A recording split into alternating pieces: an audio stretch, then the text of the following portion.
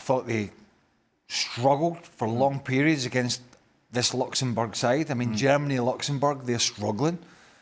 Fair play to Luxembourg for that, but this is a very, I mean, should we call it an average German side? I mean, that's probably been nice. We were just talking before we came on air, and Jan and myself, about Germany, because he covers a lot of it, obviously. And this Slovakia game is now huge. Now, in days gone by, you think Germany at home against Slovakia, very professional, should get the job done. That might be the case. But when you watch this German team play in this group stage, when you watch them play today, there is nothing, and I mean nothing, convincing about them that would take a German supporter and say, oh, this is going to be easy for us come this Slovakia game. This is very much in the balance. Yeah, one of them will go into the playoffs, obviously. But Germany are looking to qualify automatically. Yeah. And if you were to say to me now, will they do it over Slovakia at home? I would say 50-50. Not convinced by this German team whatsoever. Yeah, and Jan, of course, they already lost to Slovakia in the first game in this group. What's the reaction going to be, do you think, in Germany to this performance in Luxembourg? Well, as Craig is saying, this is a team that is at a good day, or average team. The problem is German football right now, the German national team, is that Julian Nagelsmann is a bit overconfident, trying to cover or hide that he has no confidence. I mean, first of all, respect to Woltemade getting his 2 goals. We know there's been a problem with the number 9 for Germany. In Woltemade seems to have found him. Then they have you can have a book out from Frankfurt or whoever. But so he scored the goals, and Sané was put under pressure before this game. He'd been in and out of the squad. But the thing is, this is a big football nation, as we know. I mean, that is an understatement of the night. And they're playing Slovakia at home now. A Slovakian team, you saw the celebration. You saw what was going on there. This is a team coming with that thing. Well, we got everything to win. We go there. We have a go. And when you see this German team now, they let chances to Luxembourg today. We saw that nearly hit the post there. They will be lucky with that Goretzka thing. You have seen referees giving red or the second yellow for that. So this Monday game. This will be a sort of a thriller in Germany, because you just get that feeling that they don't have the confidence to play out teams. And when then Slovakia comes with that self-confidence they having, Germany, aufpassen. Yeah, that game in Leipzig on Monday. Were Germany fortunate to keep 11 players on the field? That Goretzka tackle, we saw it in the highlights. I side with the referee on this one. I think Goretzka gets very close to picking up a second yellow. I think what saves him is he almost comes around the player and catches him more with his trailing leg as a contact. So you give him the benefit of the doubt, but only just. And I think Nagelsmann was right in taking him off straight away, because the next infringement, whatever it looked like, I think he would have seen yellow. You know, is that where we're at with Germany? That even if they go down to 10 men, they're worried.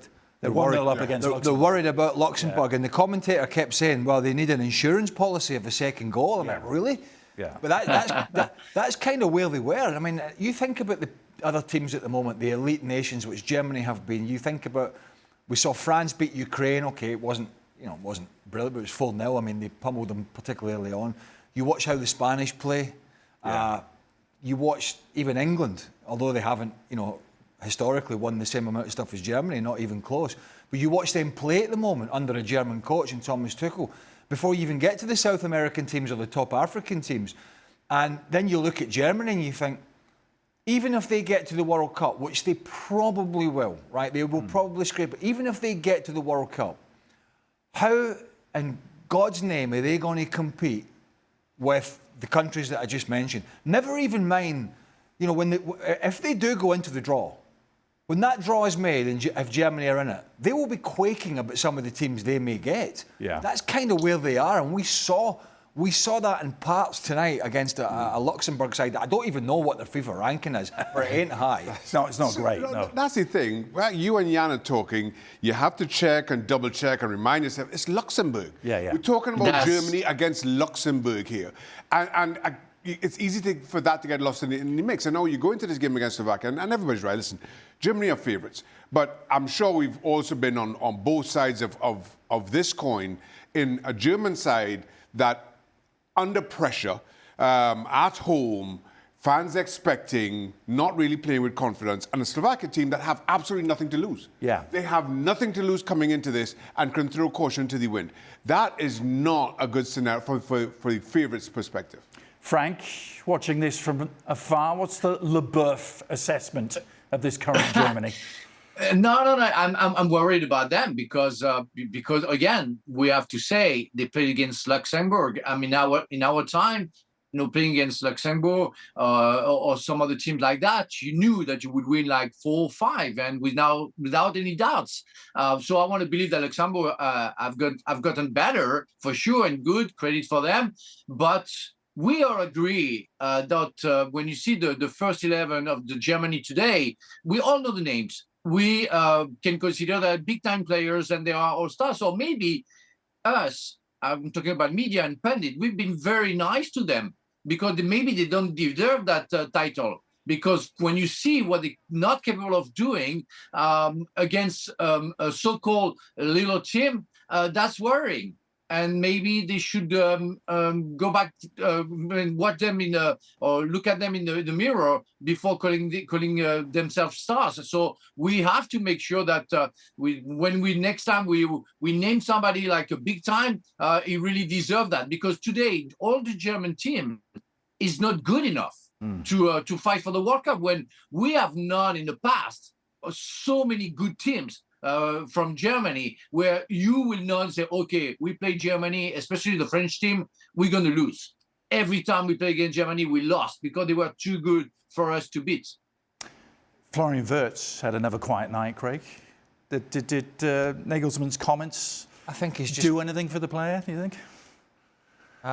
Remind me? Saying that, if Liverpool had better finishes, they would tuck away some of the many opportunities that Florian Wirtz is creating. Just add Nagelsmann onto the list of bluffers. Managers, honestly. I mean, it's not. Liverpool have finishers. You've got two strikers. One in Ekitike that's been in great form. It's been clear for all to see what Florian Wirtz and Liverpool's struggles have been. He struggled to sort of fit into the pace and the right position, and Liverpool haven't played well. He's suffered from confidence. He's been left out of the team. So, I mean, look, I'm sure Nagelsmann knows this. If he doesn't know it, he shouldn't be in the job. So it's his job, and obviously there's no Musiala, so that's a real playmaker out of the equation. I mean, I would imagine Musiala will probably be back in time for the World Cup. I don't know the time frame, but that might be tight in terms of getting games. But, that would be a huge bonus for them.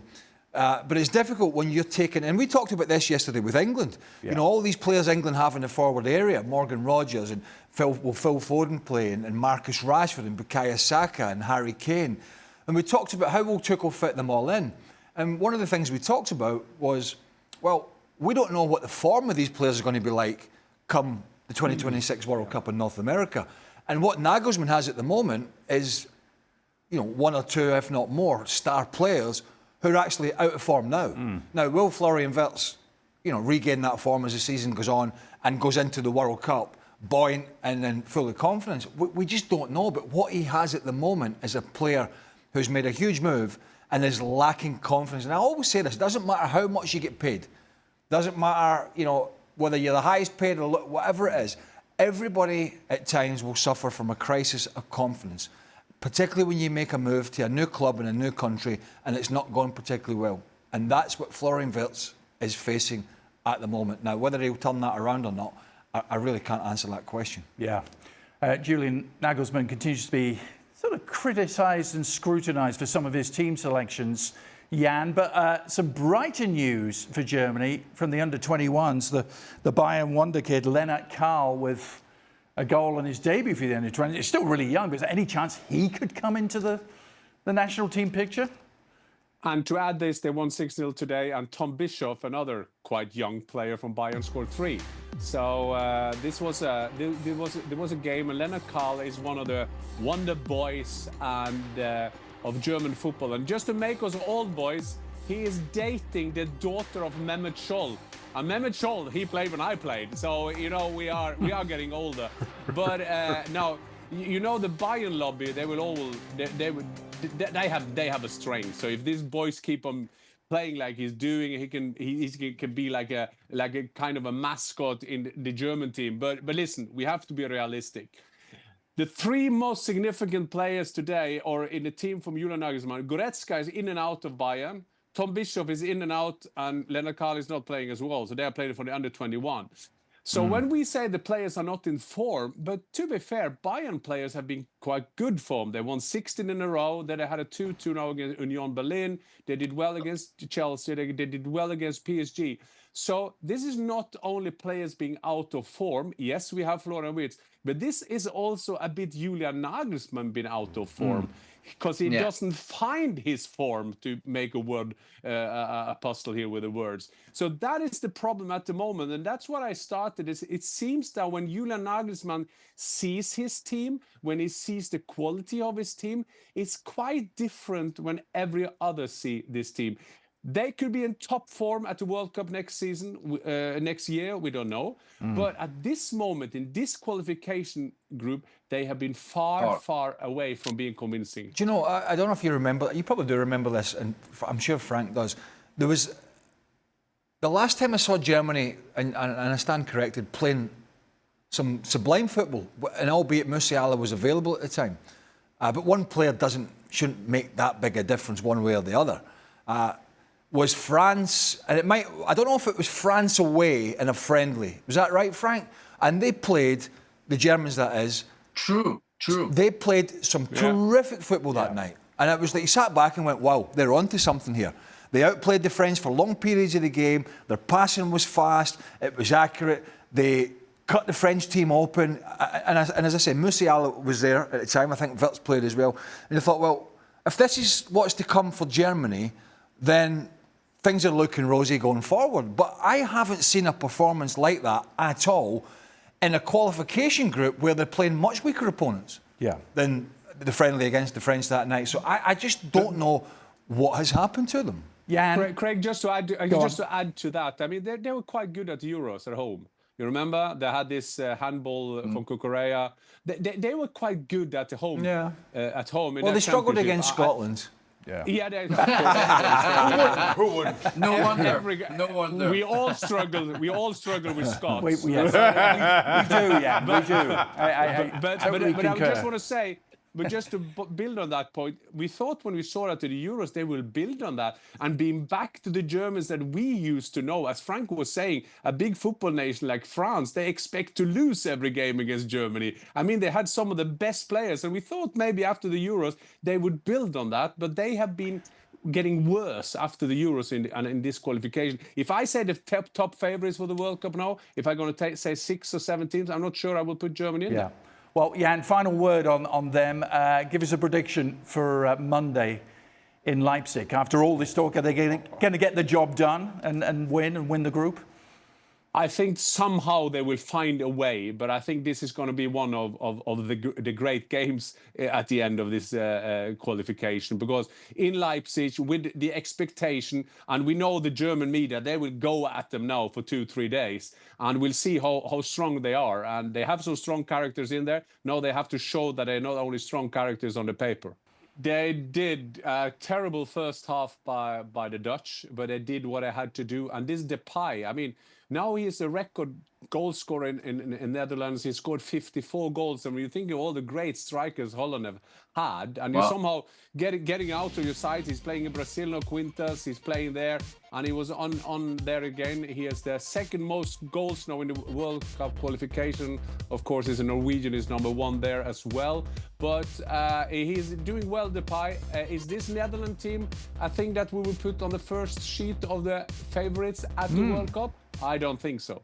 No. It is a star-studded team when you look at that. Looks a better team to me than the German team, if I'm being honest with you. On paper, for sure, yeah. A couple of little areas where...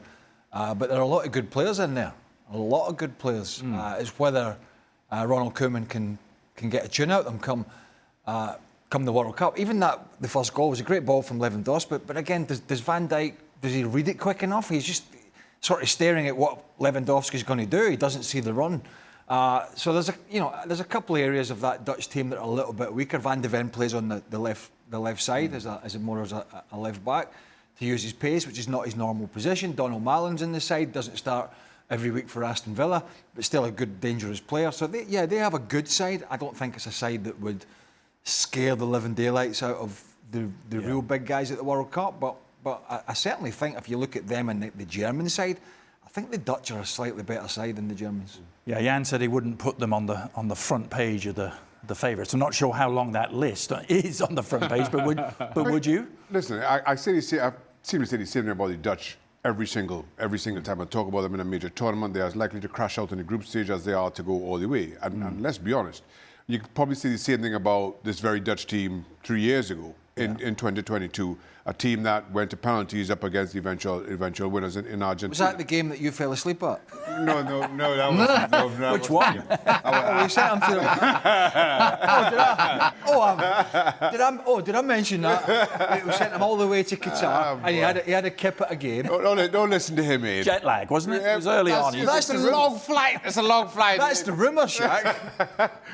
My point being, this Dutch side, where at times you think they're great, at times they're underwhelmed, but they went all the way to penalties against Argentina 3 years ago. This team has the potential to do as much. We have to wait to see what team shows up. Have they done enough to impress you, Frank? Can they be genuine dark horses? No, I don't think so. And I would put the German in the same line and the same level. You know, when you compare Spain, Argentina, I would say France. And maybe Portugal, even if I think that we're going to talk about it, they had a bad result against Northern Ireland. I think those 4 teams are much better than the Netherlands, and it would be very hard for them to surprise the world. There's not many teams capable of winning. I mean, if we're being honest about it. Yeah. Will we get a surprise? Is it the same 6, 7, or 8? I don't even think it's that many. I don't think it's as many as 6 or 7. Right. I think you're looking at a short list of 3 or 4, realistically. Yeah. Group I gave us... I, Captain, gave us another... Group L. That ruined that bit, didn't it? But Croatia are going to be there. They clinched their spot with a 3-1 win against the Faroe Islands, who gave it a good shot, didn't they, to reach the playoffs for the first time? They are, in all fairness, the Faroe Islands. Look at the points, 12 points. I played against them on more than one occasion when they were, I want to say a fledgling nation, but they were a struggling nation, very, very small. Yeah. And they're able to get 12 points thus far. Right. In this group for such a small nation. Again, by the way, Croatia in this game, watching them going forward, Perisic still bombing down the left-hand side, so quite incredible. The numbers are growing. What are we up to now? 33 teams qualified. Adjudged to have committed a violent act, which could lead to a 3-game suspension. What was the two choices? Yeah, it was deliberate aggressive action, but was that enough to lead to a violent act? Personally, I think it comes on. Well, violence is one thing, but if we're talking in a football parlance on a field, that has to come under violent conduct. Yeah. Throwing an elbow. I think he caught him in the back. But it's crystal clear that he throws the elbow. There is some contact, so it has to come under the violent conduct criteria.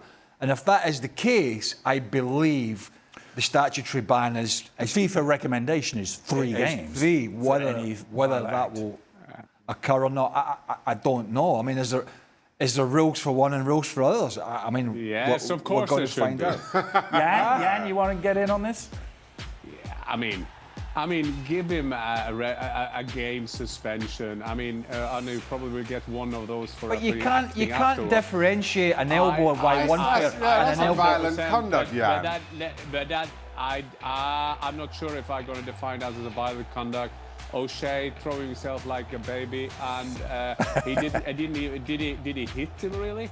I mean, but boys, we agree there can't be one rule for one and one rule for another, but that's got to go both ways. I mean, you can't just give him 3 games because it's Cristiano Ronaldo. No, but you give him 3 games because it was violent conduct. I mean, you can't. Nah, but we haven't defined that yet. I mean, it's defined by the elbow. Yeah, they define the elbow. The elbow can't speak and doesn't make the rules. The elbow is the acting thing. And I mean, please. I mean, I just don't understand that we're gonna punish him harder because it's Cristiano Ronaldo. Nobody Oh, said no, that. that's Jan. not the case. Nobody said that's that, not the Jan. case. I just said that if you say it the other way, that is one rule for Cristiano Ronaldo and one way for No, Ronaldo. No. If you commit this kind of offence in most leagues, right, under different jurisdictions, you're getting at least 2 or 3 games. I mean, it's not. Yeah, this is not Cristiano Ronaldo. This could have been. No, listen. If this was one of the Irish players doing that, he'd get 3 games. It's not.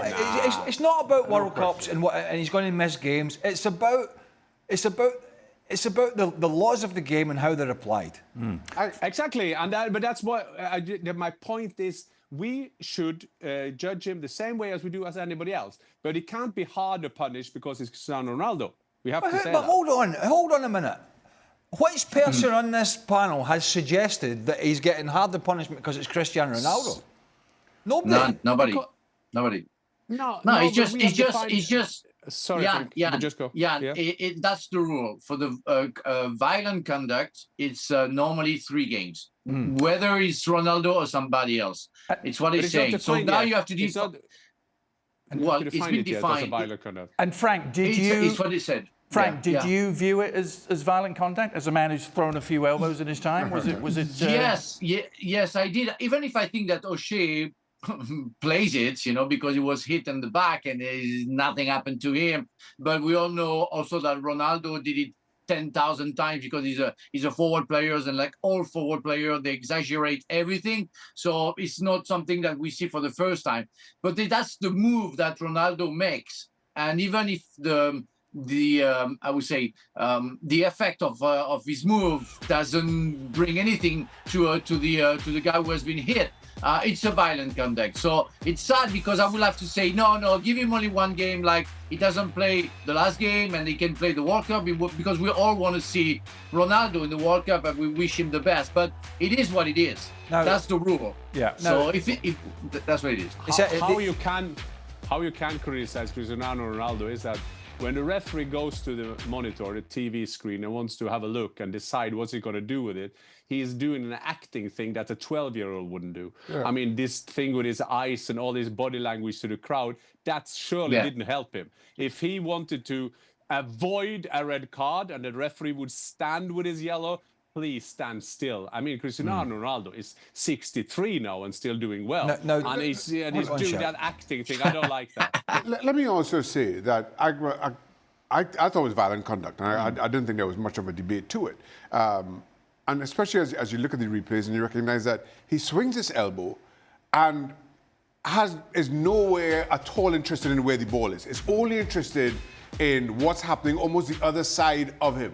So it's not as though he is swinging his arm to make room to get on the end of a cross. He's not even looking at the ball. His only interest is in cocking this elbow and throwing it and making contact. And so for me, it's deliberate. It ticks every single box for violent conduct. It has to be a 3-game ban. And that's, I have nothing for or against Ronaldo. I just think you do that, you're going to get suspended. Well, we have a barometer. Sorry, Jan, we have a barometer because in the Slovakia-Northern Ireland game tonight, Dan Ballard from Sunderland, the Northern Ireland centre-half, was sent off at the death for an outstretched arm, which was nowhere near as bad as... in fact, it was debatable that it was a red card, but, I've only seen it a couple of times. But he put an arm out on Leboeuf, who's much smaller than him, and he caught him in the eye. He definitely feigned it a little bit. Straight red card, I believe. So he's going to come up for punishment as well. Yeah. So, we've got a good... you can't give one person 1 game and another person 3 or vice versa. So, they have something to gauge it against, unless it was a second yellow. I don't think it was in that Ireland game. But it certainly wasn't as egregious as the throwing of the arm, as Shaq said, when he wasn't trying to wrestle a defender out the way. He was just I think there's been some history between this particular Republic of Ireland player and Ronaldo in match day 1, but that's not to excuse anything. But there's been a little bit of skullduggery there, and Cristiano Ronaldo has reacted. And that's the difference. Well, Jan, I was going to ask you, is any Yeah. part of this Cristiano Ronaldo bringing it on himself in some small way by what he did with the celebration in the first game in Lisbon in the face of the Irish defender? Also saying in the press conference pre-game he was going to be a good boy, in inverted commas. Yeah. That's a definition of good boy. I mean, he was starting. Yeah, he missed. He running to him. You know, remember in that game, Cristiano Ronaldo missed a penalty. Yeah. And then he built that up, and I think Cristiano Ronaldo got to be a bit ashamed of the way he behaved on the whole situation. Yes, I see he throws the elbow. I see he throws the elbow. Then we can discuss his violent conduct and I think. I think he will get 3 games, and I think he will appeal, and they will get 2. You heard it first here. All right. But I think if you read the Portuguese papers today, I can't read Portuguese, so I got them translated. But the Portuguese paper is having a big time on Cristiano Ronaldo, not defending him, saying you put shame on the national team and the country. And remember, they have to do the business against Armenia. They probably will, but they still got to do it in the next game to be certain. Yeah. Frank, hypothetical for you. He gets the 3 games, so Portugal have to play the first 2 games in the World Cup without him, and they make a good start without him. Where does that leave Portugal and Roberto Martinez? Well, if you make a good start, and especially if the guy who is going to replace Ronaldo is scoring goals, it's going to be hard for Roberto Martinez to move back Ronaldo into the game. That's going to be the reality of football. Even with the past of Ronaldo, even if everybody else thinks that Ronaldo should be back, but if it works that way, that would be the effect of that red card, that conduct, but you have to be realistic. If it works, you have to keep the guy who was there instead of Ronaldo. If it doesn't work, that's going to be an easy task for Martinez. You bring back Ronaldo. So I think everybody want to wish that Portugal does well, and therefore it's going to be tricky for Martinez to put back Ronaldo into the field, even if it's Ronaldo. I believe that one. A small theory. Do we think that UEFA will give him 3 games and he will miss 2 games at the World Cup? Will we think that one of the biggest stars on the planet of football will not be able to play in USA? Let's see. Well, Let's I see. would imagine. I'd imagine a World Cup in North America will survive without a 40-year-old. No, but I I will be very surprised. Infantino is I'm with Jan in that I'll be very surprised if he gets all 3. And has to still 3 games. I just think between UEFA and FIFA, they bend over backwards to make sure that Ronaldo misses as few games as possible. Which again, I don't agree with. I think one punishment for one, one rule for one rule for all, type of thing. And then to your question, Aid, I can't see Roberto Martinez leaving Ronaldo out. Even if hypothetical, he still 3 games. And they win the first 2 games of the tournament, 2-0 and 3-0. I can't see Roberto Martinez sitting Ronaldo for anything. Two things, Ed, if I may say. It's not about Martinez letting Ronaldo out. It's about Ronaldo letting Martinez out. Right. I mean, that's how it's functioning. That is point 1. And secondly, will Jack Nicholson not be able to come to the Oscars? He will always be invited. And I think that same thing will happen with the FIFA. Well, that's the thing. USA. Roberto Martinez have to knock on the hotel door to find out what the team is. Exactly. We'll slip it under the door, yeah. Group F looking like this, heading into the final match day. Portugal all but assured, aren't they? Just need a win or a draw, perhaps, against Armenia. Hungary still in the running with Ireland. Those 2 meeting potentially for the runners-up spot. What about the Norway-Italy group? Jan has been waiting to get to this. God. He's been waiting to get to it. We'll get to Norway. I'll tell you what, that was enough reason to drop it.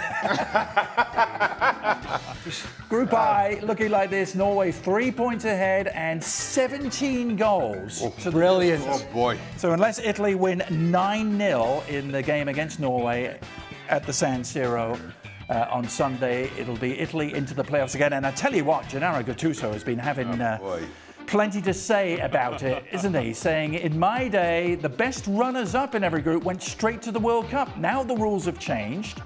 To change the rules, you need to tell those who organise these tournaments. Italy's record of 6 wins? You'd have to ask the people who make the groups and the rules. Now, I must say this before, I'm not going to say anything, but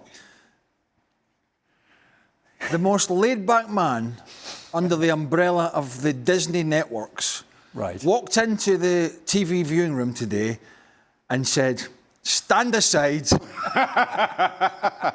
You wait to hear my rant on this guy." I'm guessing you're talking about me. I think so. Let me say, so when I first read Gattuso's comments, I thought it was easily the most ridiculous thing I heard. I can safely say, I will say, for 28 years. Well, and that's a high bar. And I mean, it is ridiculous on so many levels. And why I say 28 years, because it was 28 years ago, almost to the day, that then Italy manager Cesare Maldini went into a playoff, I think after finishing second in a group with England, and said, why do Italy have to go to a playoff when Jamaica goes straight to the World Cup? And I always remember that as being, at its worst, entitled. At its worst, xenophobic. Right. At its absolute best, it's entitled. And you're right, Craig. It's an absolute entitlement that I can't begin to explain, and I won't even attempt to make an excuse for. Now, here's the thing. And then Gattuso goes on to reference the number of African teams that will qualify for 2026, the number of African teams that qualified for both 90 and 94. Now, 90 and 94, there were 24 teams in the tournament. And now, keep in mind, everything I say from here on in, UEFA have 55 member nations. Africa, CAF have 54 member nations. In 90, there were 2 African teams, 13 European. In 94, there were 3 African teams, 13 European teams in that out of 24. So for somehow Gattuso to think, well, that is the correct way to do things, that is how it should be, is absolutely beyond me, which again leaves me in the stronger camp in terms of my criticism, as this is just downright xenophobic. Now, the other thing to this is, I don't know why he's calling on FIFA. UEFA make their own rules around qualifying, as do CAF, as do CONCACAF, as do every single confederation. They are responsible. They have their number of teams to qualify, and they decide how you come to that number. Now, everybody else in world football, bar UEFA, have a playoff system. The only confederation that does not get themselves involved in playoffs is UEFA. And I feel that, this is my personal opinion, it's because of this kind of, we don't want to get shown up. Now, to Gattuso's point, you want 24 European teams at the World Cup, have 12 qualify automatically, and put 12 into the playoffs against other confederations, and win all those 12. You have 24 teams. But from the time Italy goes into a playoff, and some African team knocks them out, now all of a sudden, this ridiculous excuse that has lasted 30 years and counting just falls absolutely flat on its face. You want more numbers, speak to the higher-ups at UEFA. Don't start stealing other people's joy. Just win your group. Well, that was when he's blaming the process rather than the performance. Well, you look at the goals that Norway have scored and their goal difference, which is going to take them through. Just win your group. I mean, I know he spent some formative footballing years in Glasgow at Glasgow Rangers, but he looks as if he's been round a few Scottish bars and had his brains bashed out. Seriously, he's got a Scottish wife too, hasn't he?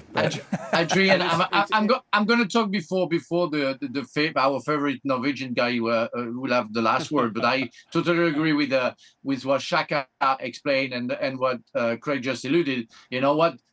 Because that's absolutely ridiculous. But I want to blame Norway. They have to stop being good and scoring goals and winning games, you know? Come on. Come on. We are not used to that. When Jan was playing, they were losing games, you know? So why don't you carry on like that, you know? Why you bother Italy, you know? No, that's ridiculous. It's not even a debate. And Jan, you have the last word now. Before I let you loose on Norway, Jan, any sympathy at all with Gattuso? They could end up winning 7 out of 8 and still have to go to the playoffs.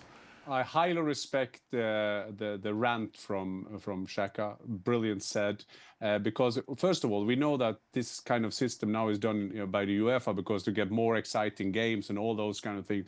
But remember today, we saw just today, we have to see how the football changed. Today, Luxembourg played a great game against Germany. Tonight, Gibraltar, I think they were 1-0 up. In their game. Faroe Island was 1-0 up at Croatia. Things are changing. And if Gattuso starts blaming other nations, because Italy's been bad over some qualification groups, he is on a wrong place. I do understand that he will have someone to blame.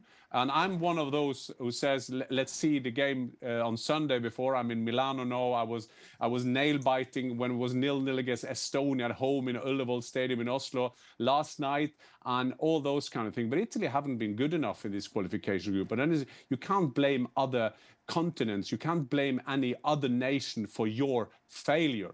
As for Norway, we've been fantastic in this group, and we beat Italy 3-0 at home, very deservedly beat them 3-0, and we've scored goals for fun. We've been the best team in this group, so Italy have no one else to blame except themselves. My God, I tell you what, the Italians, they can't have wine, can't they? Oh my God, it wins and wine when it doesn't go. Norway have won 7 out of 7. Yeah. I mean, can Gattuso and some of the other Italians, one of which maybe there isn't any, I've been very generic about this. You know, looking at their recent record. Look at that. Look at that. I mean, Yeah, but I mean, Norway, who have struggled for many a year. You know, 98 was the last World Cup. Have a good side now, and Martin Odegaard's wasn't even in the side the other day. No. He's had his problems, so they've got players to come back. They've got amazing strikers. They've got very tidy midfielders. They've got defenders that are playing at good level, and they're a threat now. They are solid outfit, play some good football, score some great goals. They've won 7 out of 7. Yeah. At what point can the Italians and Gattuso not do the math? They could win 8 out of 8. That's taking you to any major tournament. Yeah. Jan, you were there in Oslo last night. There were reports of you doing cartwheels down the streets after the win against Estonia. What was it like? What was the night like? It was unbelievable because, I mean, back in the days in the 90s when we qualified, it was a surprise to everybody and most to ourselves. I mean, when we were in a group with Poland, Netherlands, England and Turkey and San Marino, we had no clue what we were doing. We suddenly found ourselves being top of the group. This one is a bit different. As Craig is saying, the last time we qualified was in 1998. We've had some good players, but now we have a good team. Also credit to our national coach, Solbakken, has managed to make that harmony in the team. And then you have Erling Haaland. I mean, I heard a commentator on the Netherlands game and giving a big compliment to Depay. He has scored 54 goals in 106 games, and Erling Haaland has now scored 53 in 47 games. Record used to be, I think it was 34, and this guy lived like 100 years ago. I mean, so. Martin Ødegaard, Erling Haaland, Nusa, Oscar Bob, Sander Berge. We have great players going forward. We are a bit weaker at the back, but we can kind of hide that by being good organized. But yesterday, against Estonia, we had to win. When you saw that table, Italy could have had a chance then coming here that if they win 2 or 3-0 against us. We 0-0 to half-time, and then we start doing what you have to do with Sørloth. And I forgot Sørloth, who's playing for Atletico Madrid. We start bringing crosses in, and then we scored 4 goals on crosses. So it was a great night, but we didn't party. That was the thing, because first of all, we can, in the theory, lose 9-0 to Italy. Gattuso will find a way. And secondly, it was more expected that this team now had to go all the way. They were dancing in the streets in Kongsvinger. Kongsvinger. Yeah, Kongsvinger. That is brilliant. Yeah, I went on pre-season there. Beer's very expensive. Shouldn't have been drinking pre-season. That's another story. Is that north of the Arctic Circle? I tell you what, you know, Norway are going to qualify because Italy are not going to beat them by that. In fact, Italy are probably not going to beat them. And I generally hope they don't. I know what I'm saying. Normally it should be very, what's the word I'm looking for? Fair and balanced? Yes, should be very balanced. But on this occasion, from all this whining, I really would like to see Norway go there and basically stuff it up them, right? And take the 8 wins out of 8 and send a message to Italy, the playoffs for you. It's not about what they're doing in Africa. It's not about what they're doing in other qualification regions. It's about the fact that one team was absolutely magnificent in this group and you were not. Now, it's not all been Gattuso because Spalletti was in charge and didn't do a very good job. But for him to come in and say this is ridiculous, and I think it would be a nice touch the way Norway have played in this campaign, which has been amazing, is to go to Italy and put the icing on the cake.